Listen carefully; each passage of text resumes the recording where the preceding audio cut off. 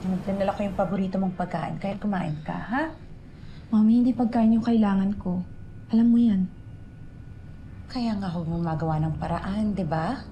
So, anong sabi ni Princess? Nakonsensya ba siya sa pagpapakamatay ko? Medyo. Pero sa tingin ko kailangan pa niya ng onting push. Mami, ano pa yan? Ang dami ko nang hirap, ah. Nilaklak ko na nga yung sleeping pills kahit na ayaw ko.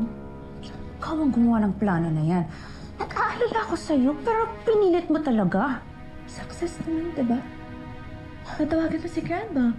Just in time para maligtas ako. Eh, paano kung hindi? Paano kung hindi sila dumating sa tamang panahon? Baka kung ano pa nangyari sa'yo, hindi ko kakayanin kung may mangyari sa'yo, ha? Basta gagawin ko lahat para mabawi ko si Xavier. Kaya nga gumagawa ako ng paraan para matapos na yung kagagahan mo. Anak kita. Hindi kita papabayaan. At hindi ko hayaan na malamangan ka, okay? Kaya pilitin mo na lang kasi si Princess na i-give up si Xavier. Ito na nga, nasimulan ko na. Ginagamit ko yung pagiging mag-ina namin ko, no, para magawa yung gusto mo. Sana naman. Para hindi masayang tong suicide drama ko. Mami, last resort ko na